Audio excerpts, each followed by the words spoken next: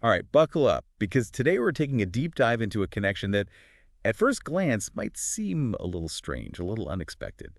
We're talking about autism and Alzheimer's disease. Yeah, you don't hear those two things mentioned in the same sentence very often. One's about how our brains develop, early in life, and the other as well. It's about how they change as we get older, but the research is starting to point to some interesting connections. Yeah, it's like finding a secret passageway between two places you never thought were connected.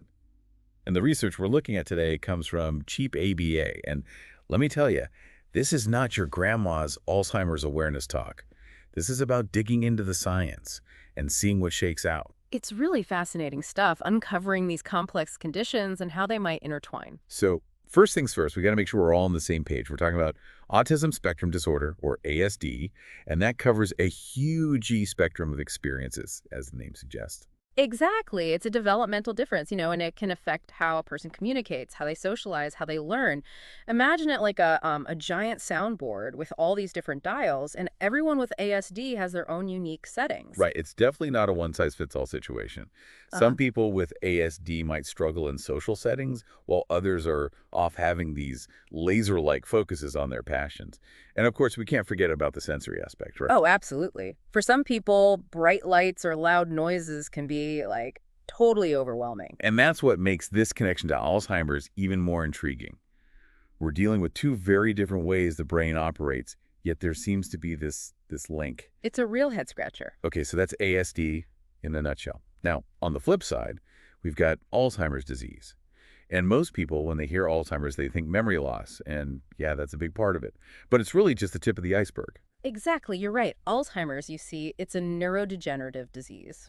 What that means is it causes the brain to, well, for lack of a better word, it makes the brain shrink over time. And that shrinkage, it affects a lot more than just memory. We see declines in language, problem solving, even personality can change. Wow, so it's not just forgetting where you put your keys. It's like losing parts of yourself, the essence of who you are. You got it. It's a progressive disease, so it gets, worse over time, and unfortunately, there's no cure at the moment. So we've got autism spectrum disorder, which is, like we said, a different way the brain develops. And then we've got Alzheimer's, a disease that affects the brain later in life. And we're talking about a link between these two seemingly very different things. It's kind of wild, right? It really is. And, I do want to emphasize that this research from Cheap ABA, it's still very new. It's like we're in the middle of a detective story, not at the end. Think of it like we've got some intriguing clues, but we haven't solved the case yet. Okay, I like that. So let's break down these clues. What's got scientists so riled up? What are the big findings? Well, there was this 2021 study that found something pretty amazing. It showed that autistic adults, they're actually statistically more likely to get diagnosed with Alzheimer's or some other kind of dementia in middle age. And that's compared to, their non-autistic peers. Okay, so that's clue number one, higher chance of diagnosis earlier on. What else you got for me? All right, so clue number two, that takes us a little deeper into how this thing progresses.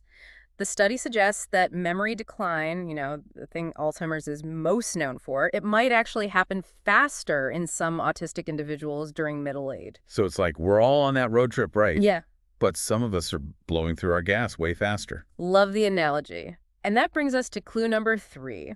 And this one dives into the world of genetics. Researchers found that this gene, APOE4, which has a pretty strong link to Alzheimer's risk, it's more common in autistic adults. Okay, hold on. Time for a quick rewind. For those of us who didn't ace biology, break down this APOE4 gene thing for me. Okay, so picture this. APOE4, it's like a recipe for a protein that your brain needs. But sometimes this recipe, it's got a typo. So instead of the protein behaving the way it should, it starts clumping up, forming these plaques that basically mess up how brain cells talk to each other. Ah, so it's like this gene's producing a bunch of sticky notes that are gumming up the works. Exactly. And what's even more interesting is that this APOE4 gene, it seems to really like hanging out in the hippocampus. That's the part of your brain that's super important for making new memories and learning new things. And remember how we were talking about memory decline potentially happening faster in some autistic individuals? Well, that connection to the hippocampus, that's a huge area of interest. Okay, you've officially got me hooked on this medical mystery. But let's shift gears for a sec. If you're listening to this right now, you might be thinking, okay, this is fascinating and all, but what does it mean for me? You're absolutely right. We got to talk about the so what factor. First things first, if you're autistic or you know someone who is, it's super important to remember This information is not a guarantee you'll get Alzheimer's. It's just not. Don't go down that rabbit hole of worry. Think of it as another piece of information, another part of the puzzle when you're thinking about your long-term health. It's about being informed, not freaking out. It's like having a little more intel to make good decisions for your health journey, right? Yeah. But it does make you think about the importance of early diagnosis. 100%. And this is where things get even more interesting because early diagnosis for autism and Alzheimer's, well, they're important for totally different reasons. With autism, the earlier you can get support and therapy, the better the outcome can be. We're talking about building social skills, getting better communication, just overall well-being. So it's like giving those developing brains the tools they need, setting them up for success. Exactly. But with Alzheimer's, early diagnosis is more about managing the condition, making a plan for the future. We don't have a cure yet, but there are meds and therapies that can help manage those tough symptoms and maybe even slow things down. An early diagnosis, it gives people and their families more time to make big decisions, find resources, and really figure out what's next. So early diagnosis is key, whether we're talking about early intervention with autism or making a plan with Alzheimer's, like you're saying. But now that we know all this, what can we actually do with this information? Feels like a lot to process. It is a lot, for sure. But the good news is that a lot of those healthy habits that are good for everyone, they're even more important when we're talking about the brain, especially with this potential link we've been unpacking. Think of it like you're giving your brain the VIP treatment. Okay, I'm all about that VIP life for my brain. Lay it on me. What's on the menu? Well, we're starting with a good, balanced diet, lots of colorful fruits and veggies, whole grains, and those brain-boosting omega-3 fatty acids, like salmon, walnuts, that kind of thing. Yeah, brain food.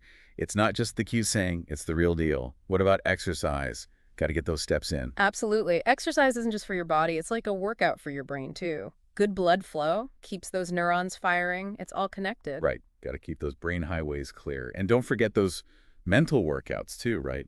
Puzzles, reading, learning new things. Yes, keep those synapses snapping. A stimulated brain is a happy brain. That's what I always say. Mhm. And, we can't forget about social connections either. Spending time with loved ones, having those good conversations, those are powerful ways to stay mentally and emotionally sharp. So true. Laughter really is the best medicine, especially when you're sharing it with good people. Plus, who doesn't love a good game night to keep those brain cells on their toes? Exactly. And last but not least, managing any other health conditions you might have, like diabetes or high blood pressure, those can really impact brain health down the line. So taking care of your overall well-being is super important. So basically, a healthy lifestyle is like putting on a full suit of armor for our brains. Knowledge is power, right? This information helps us make the best choices we can.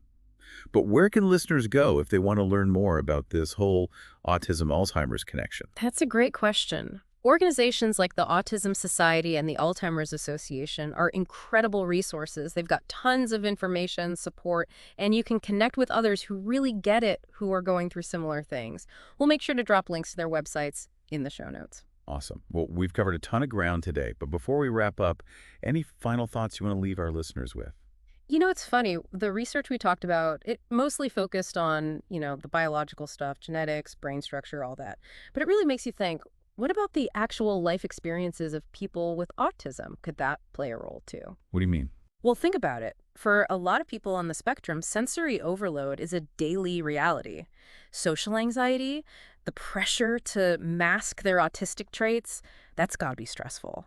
And we know chronic stress can really do a number on anyone's brain. It's not just about what's happening inside our heads, it's about what our brains go through out in the world. Wow, yeah. Could those chronic stressors actually speed up the aging process in the brain? That's definitely something to think about. It really is. And it just highlights how important it is to have more research that looks at the whole picture, biology, environment, and the actual lived experiences of autistic people. Absolutely. Well, on that note, we'll leave you with that thought-provoking question to ponder. A huge thank you to our expert for taking us on this deep dive today, and to you, our amazing listeners, for joining us. Until next time, stay curious.